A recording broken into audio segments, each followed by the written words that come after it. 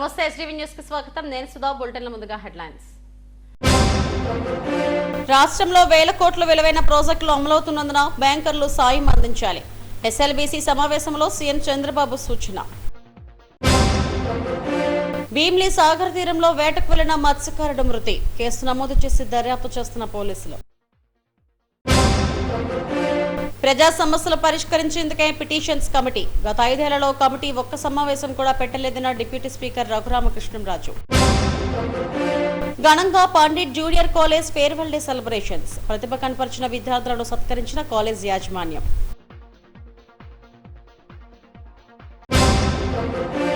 రాష్ట్రానికి వేల కోట్ల విలువైన ప్రాజెక్టులు వస్తున్నాయని, వీటికి బ్యాంకర్లు అండగా నిలవాలని ముఖ్యమంత్రి చంద్రబాబు నాయుడు పిలుపునిచ్చారు. ఎంఎస్ఎంఈలకు బ్యాంకులు చేయూతనివ్వాలన్నారు. సీఎం అధ్యక్షతన 231వ ఎస్ఎల్బీసీ సమావేశం నిర్వహించారు. 2025-26 ఆర్థిక సంవత్సరానికి 60,000 కోట్ల క్రెడిట్ ప్లాన్ ను ఆవిష్కరించారు. 2029 నాటికి పూర్తి చేయాల్సిన ప్రాజెక్టులు లక్ష్యాలపై దృష్టి సారించామని సీఎం చంద్రబాబు తెలిపారు. వీటికి బ్యాంకులు చేయూతనివ్వాలని కోరారు. డ్వాక్రా మహిళలు, కౌలు రైతులు, ఎస్సీ ఎస్టీ మైనారిటీల ఎదుగుదలకు ప్రత్యేకంగా ఏం చేయగలమనే దానిపై బ్యాంకర్లు ఆలోచించాలని సూచించారు. ఆర్థిక మద్దతు కోసమే ఎస్ఎల్బీసీ సమావేశాలు నిర్వహిస్తున్నట్టు చెప్పారు. బ్యాంకుల సహకారంతో పురోగతి సాధ్యమన్నారు. అన్ని ప్రాంతాలు అభివృద్ధి చెందడమే తమ ప్రభుత్వ విధానమని చంద్రబాబు చెప్పారు. అన్ని వర్గాలకు విరివిగా రుణాలు ఇవ్వాలని కోరారు.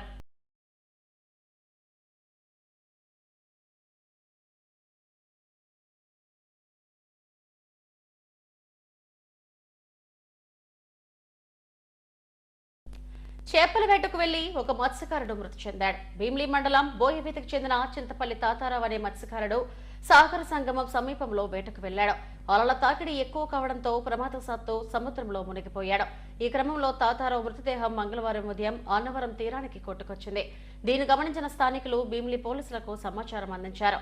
మృతుడు తాతారావుకు 3 కుమారులు ఉన్నారు. ఘటనా స్థలానికి చేరుకున్న పోలీసులు మృతదేహాన్ని పోస్టుమార్టంకు తరలించారు. కేసు నమోదు చేసి దర్యాప్తు చేస్తున్నట్టు సీఐ తిరుమలరావు వెల్లడించారు.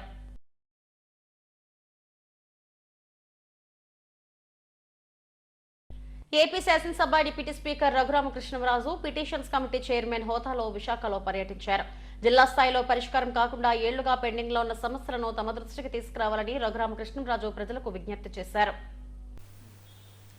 ప్రజలు తాము ఎదుర్కొంటున్న ప్రధాన సమస్యలను నేరుగా శాసనసభ పిటిషనర్స్ కమిటీకి ఫిర్యాదు చేసుకోవచ్చని శాసనసభ ఉపసభాపతి రఘురామకృష్ణంరాజు విజ్ఞప్తి చేశారు. చట్టబద్దమైన అవకాశాన్ని సద్వినియోగం చేసుకోవాలని ఆయన కోరారు. ఫిర్యాదు చేసే క్రమంలో ఏ ఎమ్మెల్యే నుంచైనా సహకారాన్ని పొందవచ్చన్నారు. విశాఖలోని ప్రభుత్వ అతిథి గృహంలో ఆయన మీడియాతో మాట్లాడారు. ఏపీ శాసనసభ పిటిషన్స్ కమిటీ చైర్మన్ హోదాలో ఆయన మాట్లాడారు. ఆయనతో పాటు ఎమ్మెల్యేలు పెనుమత్స విష్ణుకుమార్ రాజు, గంటా శ్రీనివాసరావు, పల్లా శ్రీనివాసరావు, కొనతాల రామకృష్ణుడు మాట్లాడారు. ఏపీ శాసనసభలో పిటిషన్స్ కమిటీ అనేది ఒకటి ఉంటుందని ప్రజలకు ఇప్పటి వరకు తెలియదన్నారు. స్థానిక జిల్లా కలెక్టర్, తహసీల్దార్లకు ఇప్పటికే ఫిర్యాదు చేసి ఉండి సమస్య పరిష్కారం కోసం దీర్ఘకాలికంగా వేచి చూస్తున్న వారంతా తమ సేవలను వినియోగించుకోవచ్చని సూచించారు. సంబంధిత ఫిర్యాదులను జిల్లా కలెక్టర్కు సిఫార్సు చేసి దానిపై బహిరంగ విచారణ జరిపి అసెంబ్లీకి పంపిస్తామన్నారు. అసెంబ్లీలో ప్రజా సమస్యలపై ప్రస్తావించే సమయం పరిమితంగా ఉంటుందని ఎమ్మెల్యే విష్ణుకుమార్ రాజు తెలిపారు. కానీ పిటిషన్స్ కమిటీకి ఫిర్యాదు చేసినప్పుడు దానిపై తప్పనిసరిగా చర్చించి పరిష్కారం చూపుతామన్నారు. పిటిషన్స్ కమిటీకి ఉండే పవర్స్ను ప్రజలు తమ సమస్యల పరిష్కారం కోసం సద్వినియోగం చేసుకోవాలని ఎమ్మెల్యే గంటా శ్రీనివాసరావు కోరారు. నెలకొకసారి ఈ కమిటీ సమావేశమవుతుందని, ప్రతి నగరంలో సమావేశమై ప్రజలకు ఉపయోగపడే రీతిలో వ్యవహరిస్తుందన్నారు. అసెంబ్లీ పిటిషన్స్ కమిటీకి ప్రజలు నిర్భయంగా ఫిర్యాదు చేయొచ్చని గాజువాక ఎమ్మెల్యే పల్లా శ్రీనివాసరావు తెలిపారు. రాష్ట్రంలోని అన్ని ప్రాంతాల్లో పర్యటించి ప్రజలకు మెరుగైన సేవలు అందించడం కోసం ఈ కమిటీ ముందుకు రావడం శుభ పరిణామమన్నారు. దీన్ని ప్రజలు ఏ రకంగా సమస్యల పరిష్కారానికి ఉపయోగించుకోవాలి అనేది మీ ద్వారా అందరికీ తెలియచేయాలనేది మా తొలి సమావేశం. మా కమిటీకి ఇది తొలి సమావేశం ముందు మీడియా ద్వారా తెలియచేయాలని, ఎటువంటి మేజర్ సమస్యలు ముఖ్యంగా భూములకు సంబంధించి, సపోజ్ ఫర్ ఎగ్జాంపుల్ విశాఖపట్నం ఉంటే తర్వాత విష్ణు గారు క్లియర్గా చెప్తారు, రకరకాల భూ సమస్యలు, భూ దోపిడీలు ఉన్నాయి. చాలామంది ఎక్కడెక్కడ అన్యాయాలు జరిగినాయో జాయింట్ కలెక్టర్ గారికో, అక్కడ తహసీల్దార్కో, లేకపోతే కలెక్టర్ గారికో ఏదో టైంలో ఆల్రెడీ పెట్టుకుంటారు, ఇంకా అపరిష్కృతంగా ఉండుండొచ్చు, ఎవరైనా ఆక్రమించుకుని ఉండుండొచ్చు. అటువంటి వాటికి అసెంబ్లీకి అడ్రస్ చేసి ఆంధ్రప్రదేశ్ శాసనసభ అనే పేరుతో అడ్రస్ చేసి ఏ శాసనసభ్యులకైనా ఇప్పుడు ఎవరన్నా ఒక సమస్య తీసుకొచ్చి ఎమ్మెల్యేకి ఇస్తే ఎక్కడ సాల్వ్ అవ్వకపోతే మనం అసెంబ్లీలో మాట్లాడాలి. కానీ అసెంబ్లీలో మాట్లాడటానికి టైం చాలా తక్కువ ఉంటుంది. మనకి టైము ఏదైతే పార్టీ స్ట్రెంగ్త్ బట్టి ఆ మెంబర్స్కి వస్తుంది. ఫర్ ఎగ్జాంపుల్ 175 ఎమ్మెల్యేస్ మనకి అసెంబ్లీలో ఉన్నారు. మాకు 8 మంది ఎమ్మెల్యేస్ మేము ఉన్నాం, అంటే భారతీయ జనతా పార్టీకి. అంటే అసెంబ్లీ కనుక 175 నిమిషాలు కనుక జరిగితే నాకు 8 నిమిషాలు మాత్రమే టైం వస్తుంది మా సభ్యులందరికీ కలిపి. కాబట్టి ఎన్నో సమస్యలు ఉన్నప్పటికీ కూడా కొన్ని సమస్యలు అసెంబ్లీలో ప్రస్తావించలేకపోయిన పరిస్థితి ఉంటుంది. అటువంటి సమస్యల్ని పిటిషన్స్ కమిటీకి మనం తీసుకుని వచ్చి ఇస్తే తప్పనిసరిగా పరిష్కారము దానికి దొరుకుతుంది.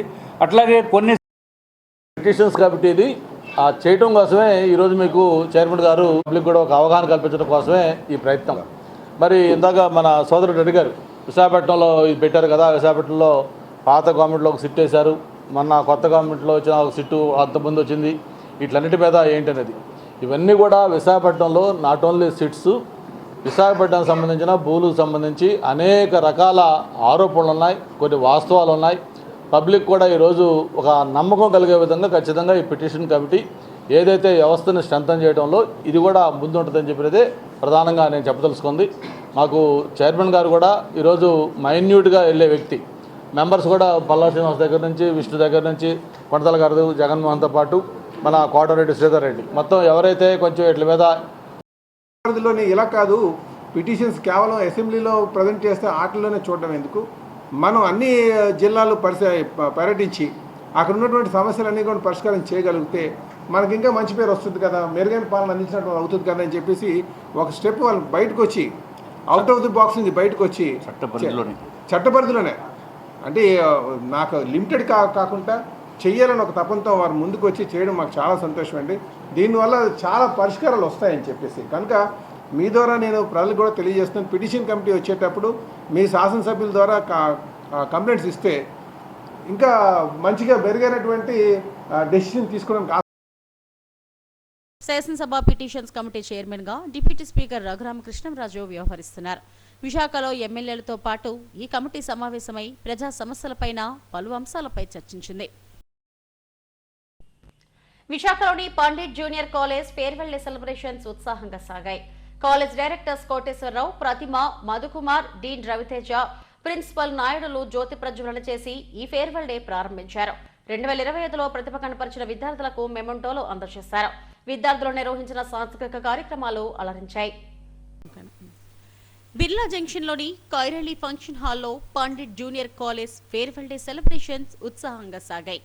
విద్యార్థులు ఆటపాటలతో అలరించారు.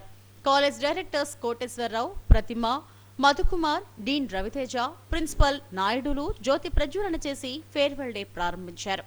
విద్యార్థులు ప్రదర్శించిన సాంస్కృతిక కార్యక్రమాలు అలరించాయి. తొలుత శాస్త్రీయ నృత్యంతో ఈ కార్యక్రమాలు ప్రారంభించారు. అనంతరం ఫోక్ డాన్సులతో విద్యార్థులు సెలబ్రేషన్స్ హోరెత్తించారు. మ్యూజిక్ తగ్గట్టుగా స్టెప్పులేస్తూ అందరినీ అలరించారు. ఫేర్వెల్ డే ఫంక్షన్లో విద్యార్థులు తమలో ఉన్న ఒత్తిడి అంతటినీ జయించి ఉత్సాహంగా ఈ కార్యక్రమంలో పాల్గొన్నారు. 2025 సంవత్సరంలో ప్రతిభ కనపరిచిన విద్యార్థులకు డైరెక్టర్స్, డీన్లు మెమొంటోలు అందజేసి అభినందనలు తెలిపారు. మంచి భవిష్యత్తుతో ముందుకు సాగాలని ఆకాంక్షించారు.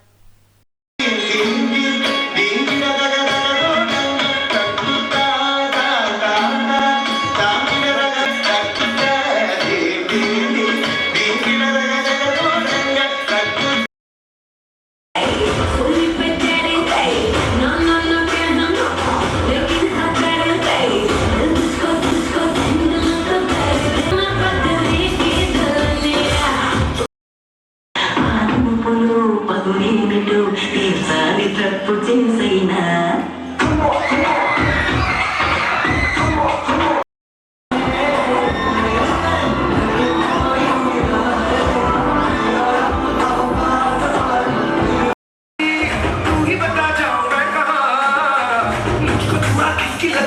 भाई आके बता रहा हूँ जो यहाँ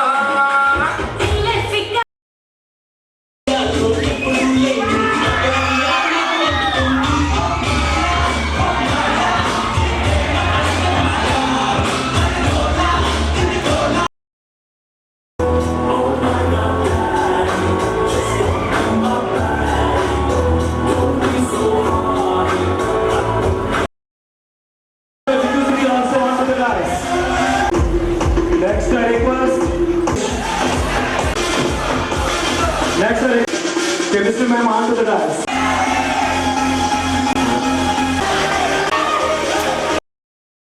పండిట్ జూనియర్ కాలేజ్ ఇచ్చిన ప్రోత్సాహంతోనే తాము ఇంతటి ప్రతిభను కనపరిచామని విద్యార్థులు సంతోషాన్ని వ్యక్తం చేశారు.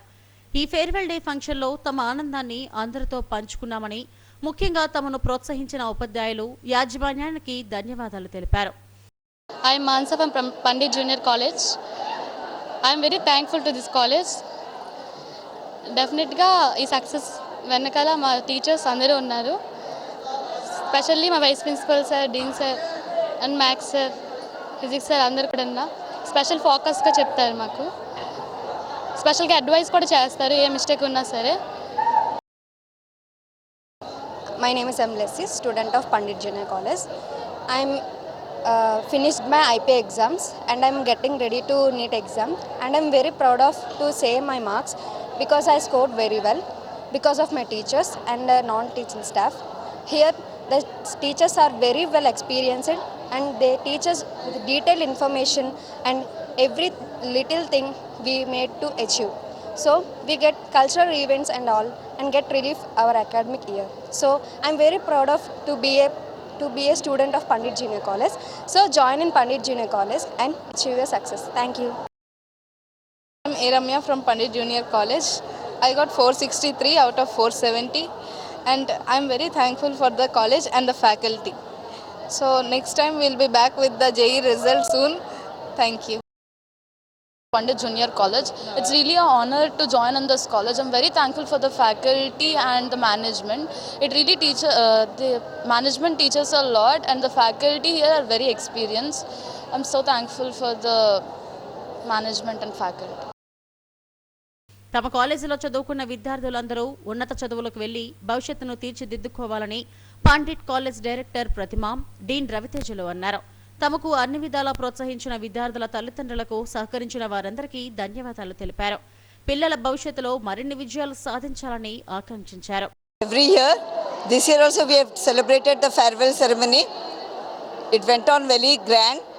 We are very happy and thankful to the faculty, and we are proud of our performers, our students, the toppers. In spite of many limitations and all, they have scored very well. We wish all the best for their future. Hope their future shine. Thank you. So we are very proud to announce. So every year we are going to celebrating farewell and as well as welcome parties. So this year also we are conducting farewell party. In this occasion we already felicitate our academic toppers. We are proud to say that. And ఈ అకేషన్లో చిన్న చిన్న events conduct చేస్తుంటారు, పిల్లలు enjoy చేస్తుంటారు. ఈ academic pressure నుండి వాళ్ళు ఒక్కసారిగా రిలీఫ్ అవుతారు కొంత ఈ ఈవెంట్స్తో. అండ్ మోర్ ఓవర్ సీనియర్స్కి మా మేనేజ్మెంట్ నుండి, మా ఫ్యాకల్టీ నుండి చాలా గైడ్లైన్స్ మనం అందించడం జరుగుతుంది. ఎందుకంటే ఫర్దర్గా వాళ్ళు ఫ్యూచర్లోకి వెళ్తున్నారు కాబట్టి ఆ ఫర్దర్ ఫ్యూచర్కి కావాల్సిన గైడెన్స్ అంతా మా టీచర్స్ ద్వారా, మా మేనేజ్మెంట్ ద్వారా వాళ్ళకి ఇవ్వడం జరుగుతుంది. So we hope they will get bright future in their future. So thank you అండి, thank you very much. Pandit junior college farewell day celebrations అంబరాన్నంటాయి. విద్యార్థులు చదువుతో పాటు ఆటపాటల్లో కూడా అందరినీ అలరించారు. ఈ కార్యక్రమంలో కాలేజ్ అధ్యాపకులు, విద్యార్థుల తల్లిదండ్రులు పాల్గొన్నారు. సింహాచలం వరాహలక్ష్మి నరసింహస్వామి చందనోత్సవానికి భారీ బందోబస్తు ఏర్పాట్లు చేశారు. ట్రాఫిక్ ఆంక్షలు విధించినట్టు సిపి బాక్షి వెల్లడించారు. భక్తులు, వాహనదారులకు వేర్వేరు చోట్ల పార్కింగ్ స్థలాలు కేటాయించారు. వీఐపీలకు తప్ప కొండపైకి మరే వాహనాన్ని అనుమతించమని స్పష్టం చేశారు. ఒకటే సామాన్యుడు భక్తులకు ఎటువంటి ఇబ్బంది కలగకూడదు. వాళ్ళు చాలా హ్యాపీగా ఫీల్ అయ్యి బయటికి రావాలి, దర్శనం చేసుకుని దానికోసం అన్ని విధంగా ఏర్పాట్లు చేస్తుంది. భక్తులకు నంబర్ 1 ధర్మదర్శనం ఫ్రీ క్యూ, నెక్స్ట్ వచ్చేసి 300 రూపాయల క్యూ, నెక్స్ట్ 1000 రూపాయల క్యూ, నెక్స్ట్ 1500 క్యూ. 1500 అంటే 2 స్లాట్స్ ఉంటాయి ఫస్ట్ డేలో. అండ్ దెన్ 29th 30th మధ్యరాత్రి 3 to 5 అంతర్జాల దర్శనం, అది వివిఐపి ప్రోటోకాల్ వాళ్ళకు ఉంటాయి. సో అంతే, అందులోనే రావాలి. బస్సెస్ ఇప్పుడు RTC buses and mini buses ఏర్పాటు చేయడం జరిగింది. అవి కింద ఉంటాయి, భక్తులు ఎక్కుతారు, అవి పైకి వస్తాయి. ఆర్టీసీ బస్ స్టాండ్లో వాళ్ళందరినీ దింపేస్తారు. ఆ భక్తులు తర్వాత ధర్మదర్శనం queue, 300 rupees queue ticket queue, 1000 ticket queue, 1500 ticket క్యూకి వెళ్ళిపోతారండి. బస్సులు మళ్ళీ రిటర్న్ కిందికి వస్తాయి, వచ్చి మళ్ళీ భక్తులను తీసుకొని వెళ్తాయి. ఆ విధంగా కంటిన్యూస్ రొటేషన్ జరుగుతుంది. బస్సెస్, మినీ బస్సెస్, అలాగే మేము చెప్తున్నాం. దాదాపు 2000 మెంబర్స్ మేము ఏర్పాటు చేసాము. Both uphill route, down hill and temple లోపల అండ్ చుట్టుపక్కల సరౌండింగ్స్ కూడా. సో 2023లో మన అందరికీ తెలుసు కొన్ని లోపాలు జరిగాయి. సో ఆ లోపాల నుండి మేము నేర్చుకున్నాము. ఈసారి అన్ని లోపాలు జరగనియకుండా మంచి దర్శనం ఏర్పాటు చేయడానికి మేము సిద్ధంగా ఉన్నాం. వెంటనే నేను జీవీఎంసీ వాళ్ళకు మెగాస్టార్ చిరంజీవితో విశ్వంభర సినిమాలో నటిస్తున్నట్టు సినీ నటి ఆశికా రంగనాథన్ తెలిపారు. తిరుమల శ్రీవారిని దర్శించుకున్న అనంతరం ఆలయం వెలుపల మీడియాతో మాట్లాడారు. తమిళంలో హీరో కార్తీక్ తో సర్దార్ 2 సినిమా చేస్తున్నట్టు వెల్లడించారు. అంత పెద్ద స్టార్లతో నటించడం మంచి అనుభూతినిచ్చిందని తెలిపారు. చిరంజీవితో స్క్రీన్ పై ఎలా ఉంటానో చూడాలనే ఆతృత ఉందని ఆమె తెలిపారు. శ్రీవారిని దర్శించుకోవడం చాలా సంతోషంగా ఉందని, తిరుమలలో అందించే ప్రసాదం చాలా రుచిగా ఉంటుందని చెప్పారు. ఇక్కడ ఎటు చూసినా పరిశుభ్రమైన వాతావరణం కల్పిస్తుందని తెలిపారు. మరోవైపు భారత మాజీ క్రికెటర్ శ్రీశాంత్ తిరుమల శ్రీవారిని దర్శించుకున్నారు. దర్శనం అనంతరం ఆలయం వెలుపల మీడియాతో మాట్లాడారు. కుటుంబ సభ్యులతో స్వామివారిని దర్శించుకోవడం ఎంతో ఆనందంగా ఉందన్నారు. చిన్న వయసులోనే వైభవ్ సూర్యవంశీ ఐపీఎల్లో అదరగొడుతున్నాడని చెప్పారు. 2వ అత్యధిక స్కోర్ సాధించి చరిత్ర సృష్టించాడన్నారు. ప్రసాదం కూడా చాలా బాగుంది.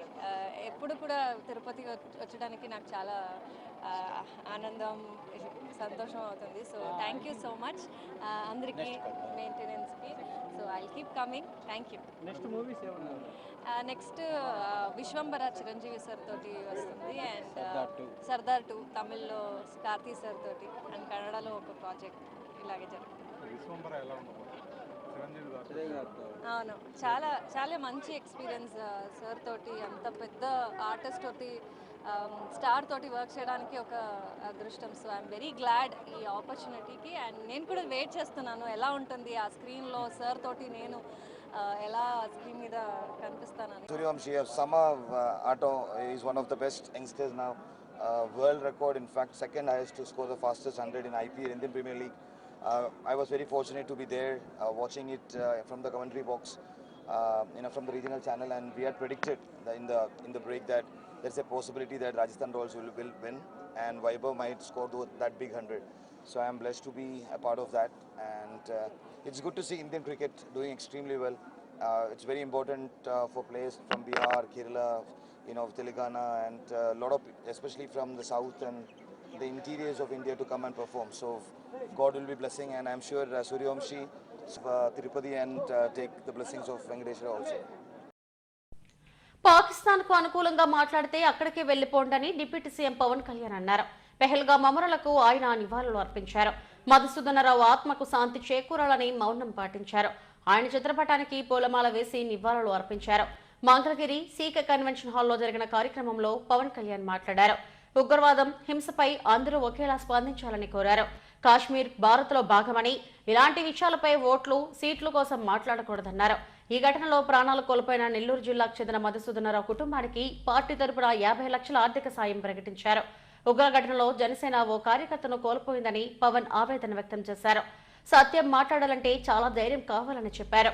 చనిపోయిన మధుసూదనరావు కుటుంబాన్ని తీసుకుని కాశ్మీర్కు తీసుకెళ్తే ఆయన్ను చంపేశారన్నారు.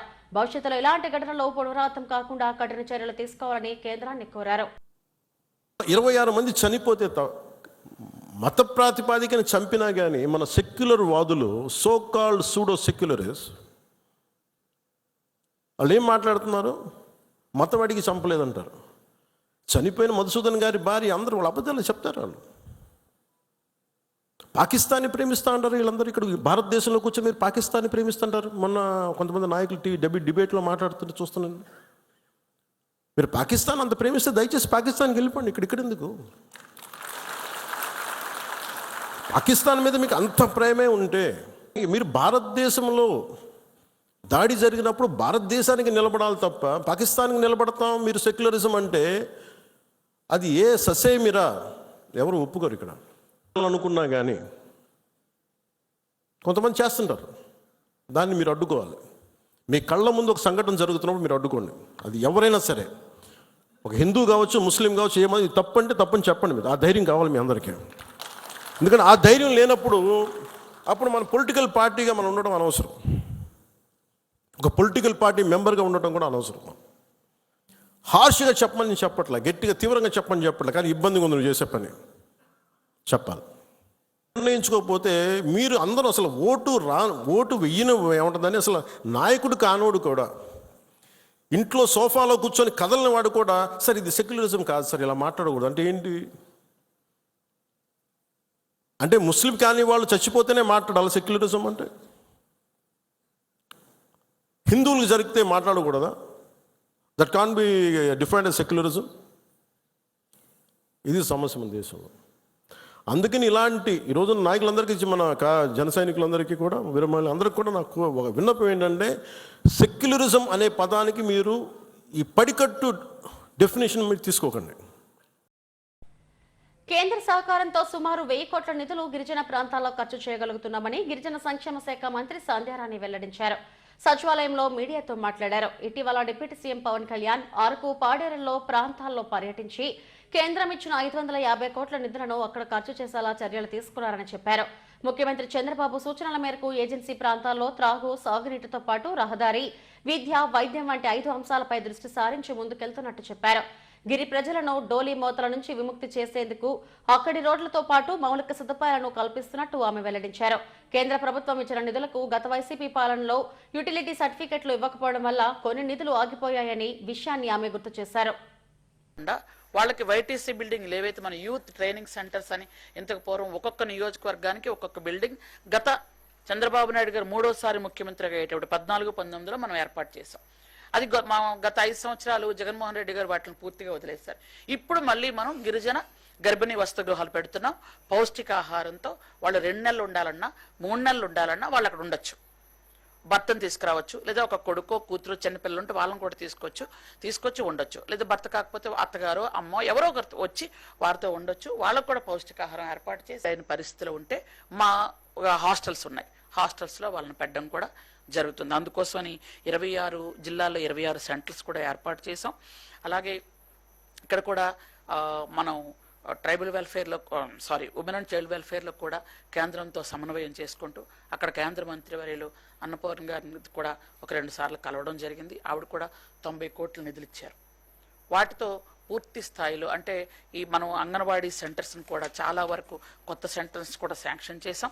కొత్త సెంటర్స్తో పాటు మనం మినీ అంగన్వాడీస్ని కూడా మెయిన్ అంగన్వాడీస్ కింద మార్చడానికి కూడా ఒక ప్రపోజల్ పెట్టడం జరిగింది. కేంద్రం ఒప్పుకుంటే వాటిని కూడా చేయడం కూడా చేస్తున్నాం. అక్కడ మేము ఒక ప్రైస్ ట్యాగ్ కూడా ఏర్పాటు చేస్తున్నామండి. ఇది ఇంత ఖచ్చితంగా చింతపండు ఇంత రేటు, పసుపు ఇంత రేటు, జీడిపప్పు ఇంత రేటు, కాఫీ ఇంత రేటు, ఇవన్నీ కూడా ఏర్పాటు చేయటం వల్ల ఏమవుతుందంటే ఖచ్చితంగా అక్కడ వాళ్ళకి సరైన ధర దొరుకుతుంది. అవి మేము జేసీసీకి తెచ్చుకొని ఏర్పాటు చేస్తాం. అది ఒక పక్క జీసీసీ అంటే గిరిజనులకి అదొక హెల్ప్ అవుతుంది. రెండోది మీ అందరికి కూడా తెలుసు 1,00,000 ఎకరాల్లో కాఫీని, అతి ముఖ్యమైనది మర్చిపోయాను, 1,00,000 ఎకరాల్లో కాఫీని సాగు చేస్తున్నాం. మీ అందరికీ కూడా తెలుసు.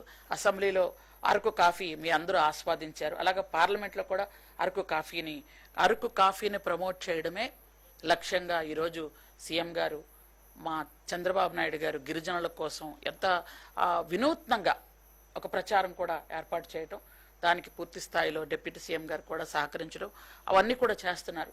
అలాగే నెల్లూరులో కూడా కొన్ని విలేజ్లు నాకు సోమిరెడ్డి చంద్రమోహన్ రెడ్డి గారు కూడా గౌరవ మాజీ మంత్రివర్యులు ఆయన కూడా చెప్పారు, అక్కడ కూడా పంపించి ఆ ఐటీడీ ద్వారా అక్కడున్న సచివాలయం సిబ్బంది పంపించి అక్కడ వాళ్ళని కూడా రాయమని చెప్పాను సార్. అవన్నీ ఇంచుమించు పూర్తయి ఉంటాయి. కొత్త రేషన్ కార్డులు, కొత్త ఆధార్ కార్డులు ఇచ్చడం వీళ్ళన్నీ వచ్చేస్తాయి సార్. వీళ్ళకి ఈ నెక్స్ట్ అకాడమిక్ ఇయర్ నుంచి వాళ్ళకి ఇబ్బంది ఉండదు సార్. ఖచ్చితంగా చేస్తాం. మ్యారేజ్ బ్యూరో ముసుగులో కొన్ని న్యూస్ ఛానల్స్ పత్రికల్లో వచ్చిన వార్తలను ఖండిస్తున్నామని Uttarandhra marriage mediators bureaus welfare association అధ్యక్షుడు సింహాచలం అన్నారు. ప్రెస్ క్లబ్ లో ఆయన మీడియాతో మాట్లాడారు. నేరాలు చేసిన వ్యక్తికి మ్యారేజ్ బ్యూరోకు ఎటువంటి సంబంధం లేదని చెప్పారు. కొన్ని జరిగిన సంఘటనలను మ్యారేజ్ బ్యూరోలకు అంటగట్టడం సరికాదన్నారు. ఆ అబ్బాయి ఆ అమ్మాయిని ఎక్కడికో అని చెప్పేసి ఒక చోటకి తీసుకెళ్ళి అక్కడ ఏదో తప్పు చేశాడు. నిజంగా దళిత అమ్మాయికి ఆ విధంగా జరగడం చాలా బాధాకరమైన విషయం. అది మన ఇంట్లో జరిగినా మనం చాలా బాధపడతాం. ఎందుకంటే అమ్మాయి మాట్లాడినప్పుడు కూడా నేను విన్నాను, అగ్రెసివ్ కానీ ఇది కానీ లేదు. అమ్మాయి కూడా కొద్ది ఇన్నోసెంట్గానే కనిపిస్తూ ఉంది. అన్యాయం ఎవరికి జరిగినా అన్యాయమే, దాన్ని మనం తప్పకుండా ఖండించాలి. అమ్మాయికి న్యాయం జరగాలి, నిందితుడికి శిక్ష పడాలి. దీంట్లో మేము కూడా కరాఖండిగా చెప్తున్నాం. అయితే ఇక్కడ ఏదో ఉరిమి ఎక్కడో పడ్డట్టు అది తిరిగి వచ్చేసి మ్యారేజ్ బ్యూరో మీద పడ్డది. ఎందుకంటే దాంతో సంబంధం లేదు. ఆ అమ్మాయి కూడా చెప్పింది ఆయన హెర్బల్ లైఫ్లో పనిచేస్తూ ఉన్నాడని చెప్పేసి. ఆయన మ్యారేజ్ బ్యూరో కూడా నడపట్ల. వాళ్ళ నాన్నగారికి ఏదో మ్యారేజ్ బ్యూరో ఉండేదంటే ఒకప్పుడు అక్కడికి తీసుకుని వెళ్ళి ఏదో వాడు చేయకూడని పని చేశాడు. చేసినప్పుడు ఆ అబ్బాయికి మ్యారేజ్ బ్యూరోకి ఏం సంబంధం? ఒకవేళ తండ్రిది ఆఫీస్ అయినా కొడుకు మర్డర్ చేస్తే తండ్రికి శిక్ష చేయలేంగా. మాకు న్యాయం చేస్తారని కోరుతున్నాం. అలాగే సమాజానికి కూడా ఈ జరిగిన విషయాన్ని తెలియచేయాలనే ఉద్దేశంతో మీడియాని మీటింగ్ పెట్టడం జరిగింది. ఎందుకంటే సమాజానికి కూడా అపోహలు ఉంటాయి. ఎందుకంటే మీడియాలో వచ్చిన దాన్ని నిజమా కాదని తర్వాత ఫస్ట్ అయితే నమ్మేస్తారు కామన్గా. ఎవరైనా సరే, నేనైనా సరే చూడంగా అందులో బ్రేకింగ్ న్యూస్ పోనీ ఏదో మామూలు కింద లైన్ కూడా కాదు, నమ్ముతారు. తర్వాత దాని గురించి ఎవరు ఆలోచిస్తారు? దీనికి జరిగినటువంటి నష్టాన్ని ఇది వాస్తవం కాదని తెలియజేయాలనే ఉద్దేశంతో ఈ ప్రెస్ మీటింగ్ పెట్టడం జరిగింది. అలాగే మీరు కూడా సహృదయంతో ఆలోచించి దీనికి మా వ్యవస్థకి జరిగినటువంటి నష్టాన్ని పూరిస్తూ సవరిస్తూ దాని మీద ఆర్టికల్స్ కూడా ప్రచురిస్తారని, అలాగే న్యూస్ ఛానల్లో కూడా నష్టాన్ని ప్రచురిస్తారని కోరుతున్నాం. హెడ్లైన్స్ మరోసారి.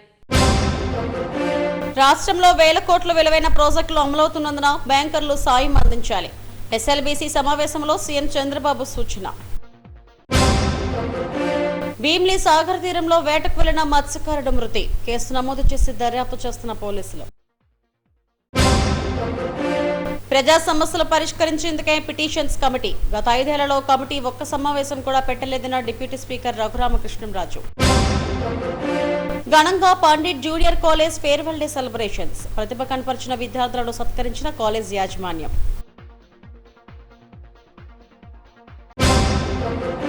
ఇప్పటివరకు నా బులెటిన్ అప్డేట్స్. నమస్తే.